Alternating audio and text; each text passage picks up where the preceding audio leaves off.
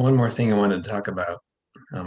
So building on what we were talking earlier about the critically evaluating our feelings is using that to change behaviors if there's certain behaviors that we want to change, unproductive patterns that we're sick of acting out, particularly around addictions. And that's another way that kind of our mental machinery gets hijacked by modern times is with addiction. Things like nicotine, caffeine, alcohol. They again those lots of these drugs kind of artificially stimulate dopamine or other receptors in the brain, so they kind of bypass all of the natural machinery, just go straight to stimulating pleasure centers, and so that creates these modules and loops in the brain that we have to overcome. But we can use this critical evaluation to help with that. And there's programs out there like mindfulness based strategies for treating addiction. And this is what I'm going to talk about is kind of similar to those. And I'll use an example from my personal life that I'm dealing with right now is nicotine, because I've kind of struggled with nicotine on and off throughout my life. Um, I stopped for a long time when I was studying with my teacher. I mean, for a good 10 years, I didn't smoke at all, and I didn't even think about it at all.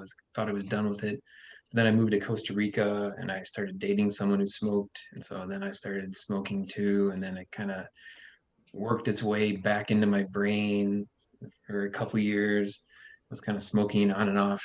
I quit again uh, at the yoga teacher training because that was a good chance. I mean, this new environment, new stimuli, none of those old associations. So that was good. I quit then and didn't smoke at all. But then on this road trip, I was kind of hanging out with some people who smoked again, and I started smoking a couple times, or smoked went through some stretches where I smoked a lot of cigarettes. Then I got back here and started craving cigarettes. And I'm like, I don't want to start smoking here because I don't want my life here to be associated with that. And so, but I was having these cravings for nicotine, right? And so these are again these feelings that don't serve us, that feeling of craving nicotine. And in the past, when I've failed to resist those cravings, is because I just try to resist them, right? Just try to push them away. Like I'll feel a craving, like, no, I don't want to feel that. Just kind of shove it out of, try to ignore it, just try to think of something else, try to pretend it's not there. But inevitably it keeps coming up and it keeps coming up. And then I find myself like half consciously driving to a gas station. Like part of me is driving, but then there's this other part watching and be like, what are you doing? What are you doing? This is a mistake. Don't do this. But I'm still driving there and I go buy the cigarettes.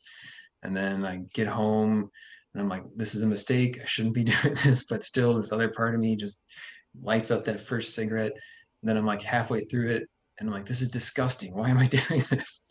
I should just throw these out, but I don't because I don't want to waste them because it's like $15 for a pack of cigarettes these days.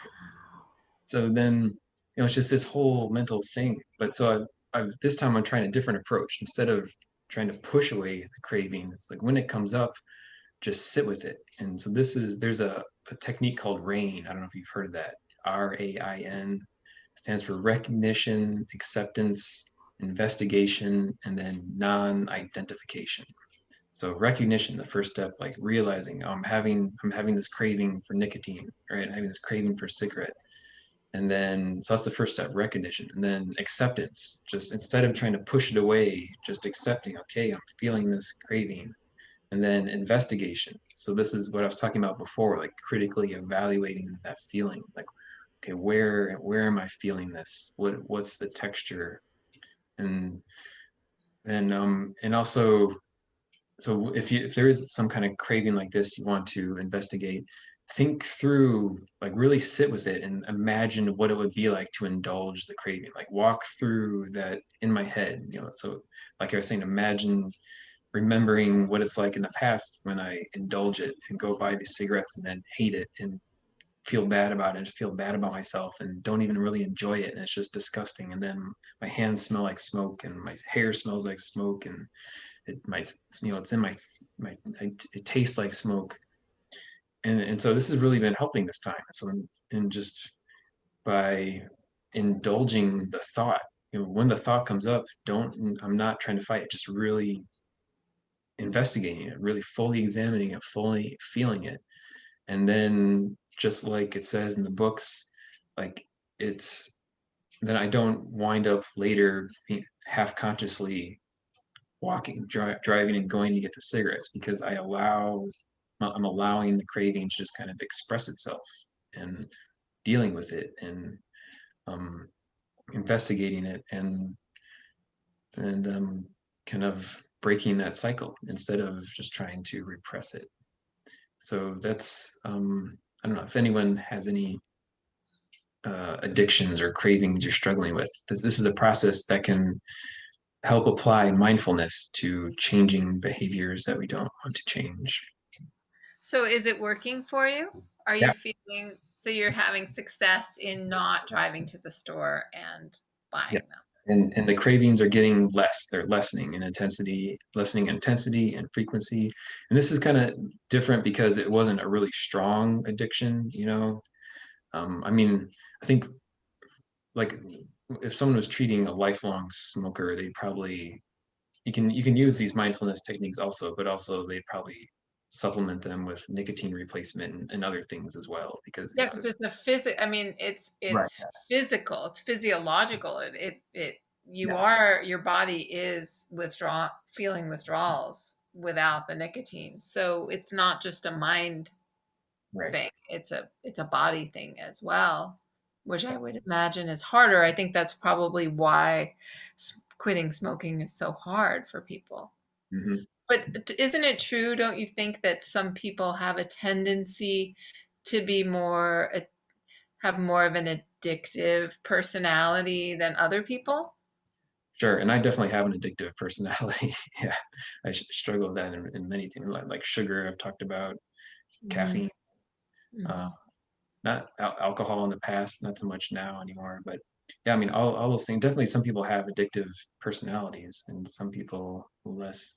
I think some of astrological signs are good markers for that. I think often Sagittarius often struggles with smoking, and but I'm sure some of the other personality indicators address that as well.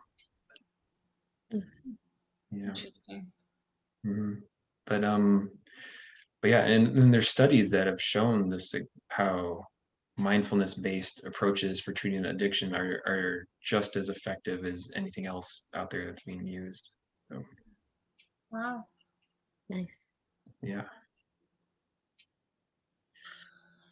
Yeah, well, I hope you continue to, be on that path and can let it go and get back to a place of not having that come up as much. Right.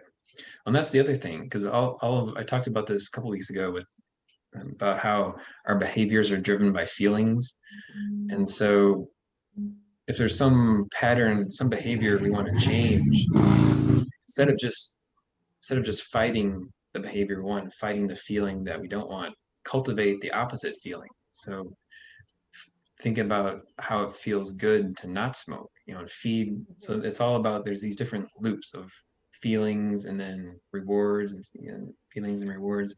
So, and you can one way to get rid of one particular loop is to build another loop that based on a different feeling and a different reward, so that kind of like out competes the loop that you want to get rid of. So I've been, yeah, working on feeling how it feels good to not smoke. It feels good to not feel that nicotine coursing through my blood, not smelling the smoke all over me. So